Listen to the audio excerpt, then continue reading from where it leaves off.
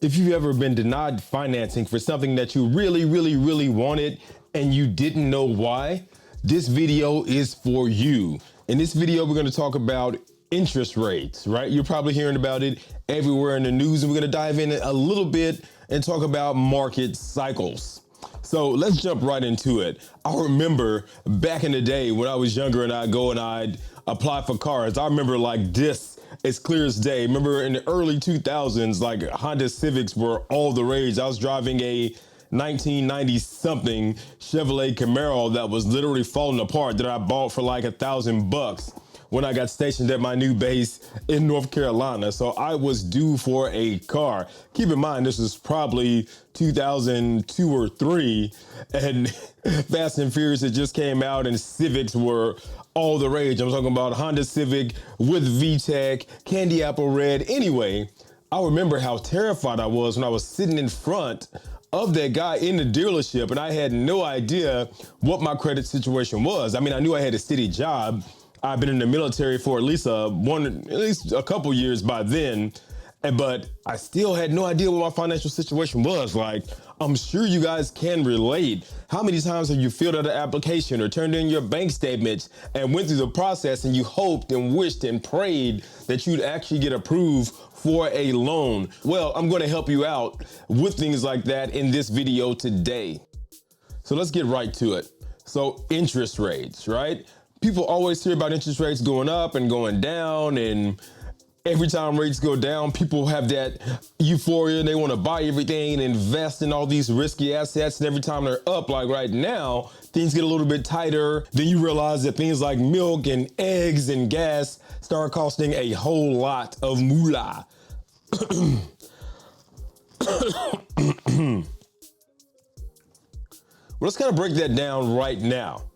So interest rates are one of the major tools that central banks use to control the economy and the flow of money. Let's go back to 2020 when, you know what was happening, and the government was like, okay, we need to stimulate the economy. Let's go ahead and print some money. Let's lower those interest rates and let's get the ball rolling again, right? And that has a knock-on effect. When those rates get lower, the first thing that happens is that you get less incentives for saving money. That is by design. The government doesn't want you to save money, so they lower those interest rates so you can spend, and hopefully stimulate businesses and economies by giving your hard-earned money. But they'll go even further. They do something called QE, or quantitative easing, aka printing money, letting it rain on everybody. And then what happens is, as soon as that money comes out, it creates inflation. It's pretty simple. If money is flying everywhere, eventually that's going to lead to an oversupply and inflation. It just takes a while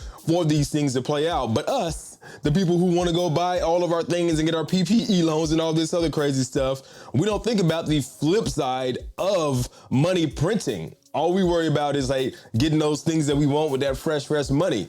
But another side effect of that is that there's lower interest rates to borrow capital to buy houses and start businesses and do things as well. So that's when you see people jumping in and buying houses at super low rates.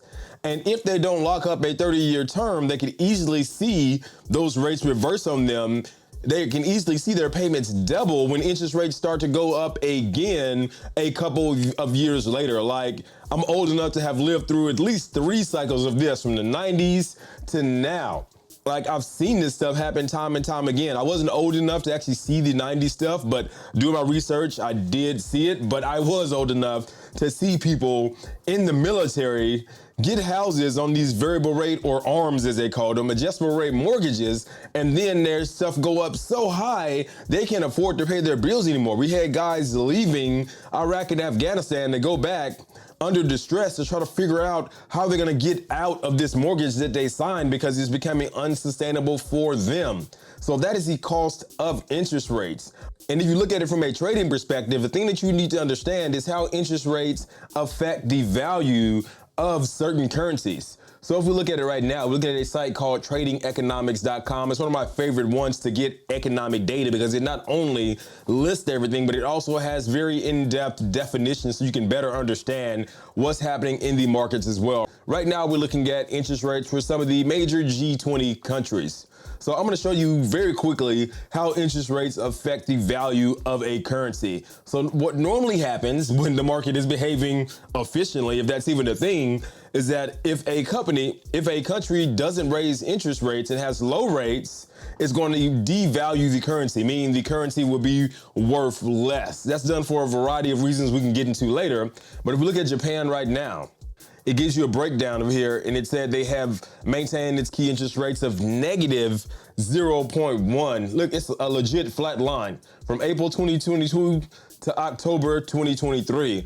But if I go in and I compare that back, to the US, look at this. It's like it's stair-stepping all the way up, all the way down from darn near 0% to right under 6%, probably about 5.5 right now. That's a huge difference. But remember, so we know that rates in America are high, and we know the rates in Japan are low. So let's have a look at TradingView. This is just trading software where you can actually go through and look at the charts and see what's going on in the market. So if I go in now, I'm looking at the US dollar. So look at that. It's at an all-time high. It's chilling at a high right now, kind of consolidating like things do during the Asian session. Then if I flip over and I go to the Japanese currency index, well, look, it's the completely opposite, right? It's been horrible. It's been down so bad. I thought the Bank of Japan was going to intervene to stop the beatdown it's been getting. For a currency trader like me, this has been easy money to go long on everything that's paired against the yen and to short everything where the yen is the main pair. It's been like taking candy from a baby.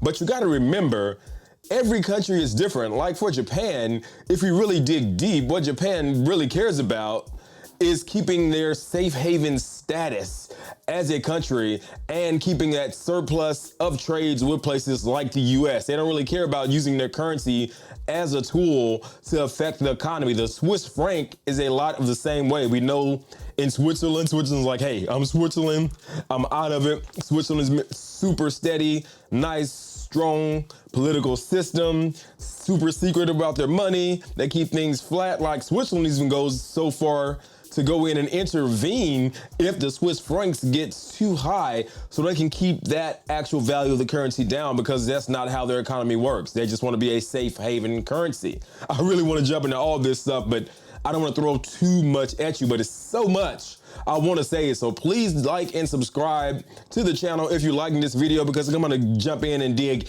even deeper on these currency pairs and how they work together and the economies of certain countries and how that affects your trading from a fundamental perspective. But going right back around to interest rates, let's go back into TradingView and see how those rates affect other things. Just to recap, we know that if interest rates are high, a currency is going to be a little bit higher in value as well. If interest rates are low, that's going to devalue the currency. We looked at Japan with a lower value currency and the US with a higher value currency to kind of prove that. Another thing that happens is that in the marketplace, if I go in and I jump and I look at my actual different watch lists that I have here, I have something called indices, which all they do is just track a large basket of stocks, commodities, securities, whatever. And when I jump over and look at my actual indices, this tells me a whole lot about the market as well. So if I jump in here and look at it right now, I know the lumber is up, meaning it's going to cost a lot more money for builders to go in and actually secure the materials that they need to build products. And it's funny because when I see the news, I see a lot of builders here in Australia going out of business because COG, or cost of goods, is going through the roof. But we're not talking about that right now. We're talking about interest rates. So if I look at that CA10Y, that's actually 10-year government bonds from Canada. And then if I go, I can see US 10 here as well. That's 10-year bonds from America. So all that means is that all the investors feel like rates are going to be up for a little bit longer, so their money is a lot safer in bonds as opposed to riskier things like tech stocks and biotech and high growth stuff. We're going to get into that in later videos. That's more of equities, and today we're talking about interest rates in relation to Forex, but the broader overall market. One last thing I want to look at in indices, though, is looking at US oil. And I'm sure you're feeling that hit of the price of oil in your pocketbook when you go to fill up the gas tank. Like, it is almost $100 a barrel. That's why fuel is costing so much. I'm really passionate about this stuff because the more I explain it to you, when you look at it, you can understand what's happening broadly in the markets. It's not only going to make you a better trader, but it's also going to make you a better consumer as well. But let's spin all the way back to the beginning before I get too deep. When I get in those charts, I get super excited. But before I get too deep, we'll go back to the beginning of what I said before about getting denied for loans and why I didn't get that sweet Honda Civic with VTEC. What I did not know was that we're in a very risk-off market and interest rates were a little high, which means that banks are going to be a little bit more stringent on how they loan, right? They're going to have tighter rules on who they can invest to and who they can't. So look at me. I was a 20-something-year-old kid. I'd probably been in the military, when I think about it now, probably for about a year. Yes, I had a city job, but before I joined the military, I did a number on my credit by doing this little thing called ordering stuff online and buying a DVD player that I didn't make enough money to pay off. And I had that little ping on my credit. So they're like, no, even though that was, many years before, they were probably still like, no, he's a little bit of a risk, doesn't have a high enough credit score. He doesn't meet our lending criteria at the moment because it probably was a little bit stringent, kind of like it is right now.